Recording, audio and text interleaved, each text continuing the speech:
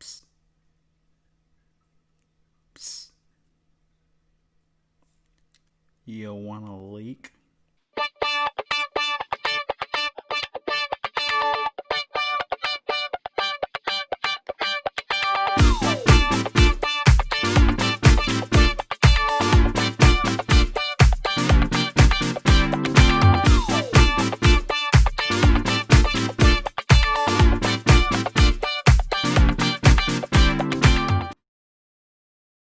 Alright everybody, welcome back to the OB Fun Club. We got more leaks happening right about now. And we're going to start off a little unconventional with a guy that used to be in the AL Central. First and foremost, we have the weirdest card printed to date. And I say the weirdest, not because of what's on the card, because how it's printed. We have Alex Gordon. He is weird because he is retired and still receiving a card because he got an icon. As a card itself, I don't love him. The +3 with the Gold Glove icon is already a little weird. But then he falls in this category of the high on base, high out. Then his chart's just not great. He doubles, I'm looking at 1 higher. His outs are 4 higher. He singles at 14 instead of 8. Like, I just don't really like this card unless I'm going cheap outfield. He pairs really well with Kevin Kiermaier or previously leaked Luis Robert. Other than that, he doesn't do anything for me. He's just a very mediocre card that just happens to be expensive because of the +2 clutch and Gold Glove icon. And he's 205, which isn't even expensive. Alright, so up next we have actually what was one of my favorite 2020 cards, along with Jose Abreu. And I'm torn about this card. I think compared to his 2020 version, he's not as good, but his cost kind of reflects that. We're looking at Ronald Acuna Jr. right now.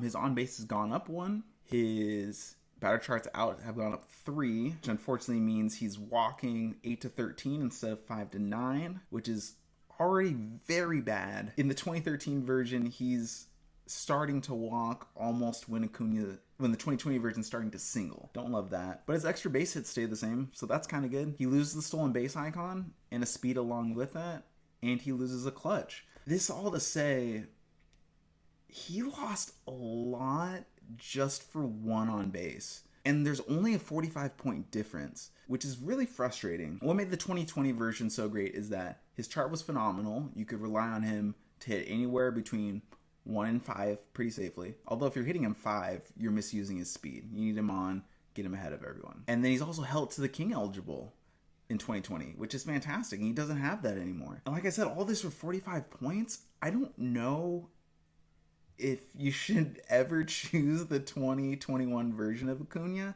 I get he had to change because he got new icons. Well, he got the old icons, but he got them again.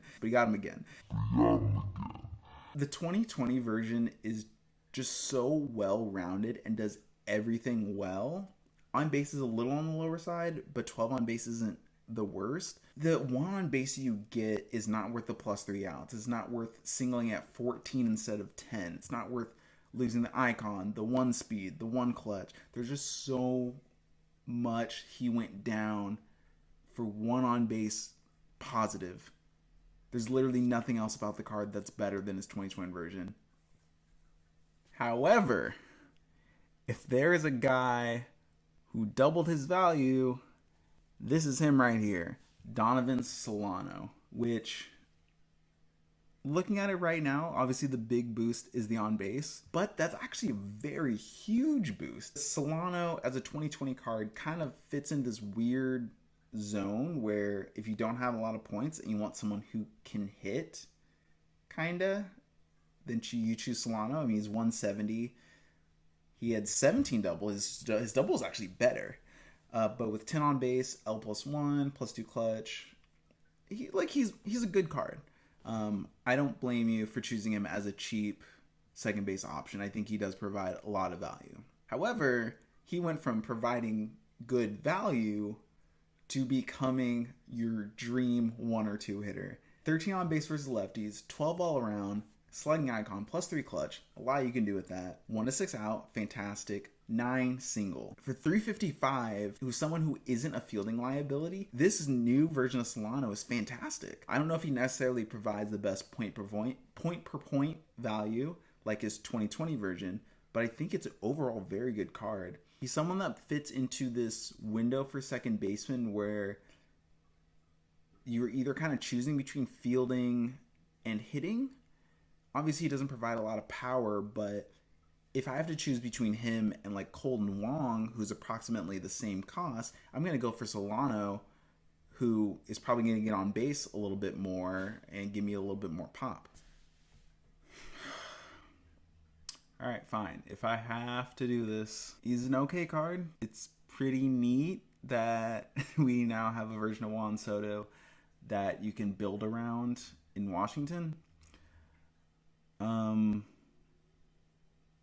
Yeah, that's all I got. He's slower, has worse defense, is on base, takes a hit by 2, his clutch loses some. He does have 1 lower out though, so yay. His chart is actually better than his 2020 version. For 390, he's not a bad card. It's just so hard going from the Juan Soto that we had in 2020 who just is meant to get on base to this one where he is now a piece of your lineup instead of the focal point of it. So we knew this card was going to be good, but holy, this card is insane. After getting the Triple Crown, Shane Bieber went from a very good K-icon pitcher to possibly the best pitcher in clutch in one season. He gets 2 more icons, so now he's DTT eligible, which we forget Defend the Throne is a card and is almost as good as Hail to the King. Almost.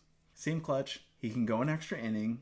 His defense is lower, which saves cost, I guess 825 is better than 800. 7 base command, 1x, 1 to 17 out, 1 to 8 strikeout on a starting pitcher? Are you kidding me? This card is an absolute must for any big pitching team. This card is absurd. This is the definition of having no holes on your card. Unless you want to consider +1 defense as a whole, get a +9 catcher, you have 10 battery, and you are exceeding what most people expect. Yeah, this card is just so stupid good. I really don't have anything to say about it because the only thing he's missing is an all-star icon, which, since it's not a throwback card, he can't get anyway. This Shane Bieber it speaks for itself. It's 800 points worth of card and is pretty damn good. And to top it all off, we have another bonus leak. That's right, this is an OB Fun Club exclusive and a card near and dear to my heart because this is the best Seattle card we're going to get, I'd say, for another 2 years until Kyle Lewis's stats come to fruition and we realize he's the second coming of King Griffey Jr. Okay, it's a little much, but he is the second coming of Adam Jones, and you cannot convince me otherwise. Marco Gonzalez in 2021 is awesome. 510 points. He does lose 2 command versus lefties, but he picks up an extra 1 versus righties.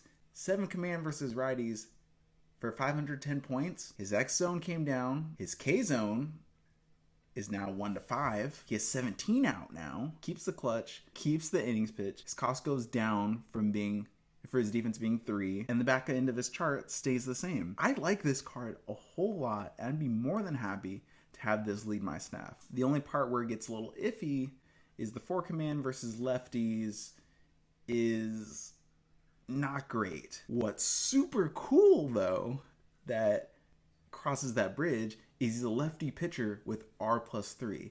How many lefty hitters with L+ do you see?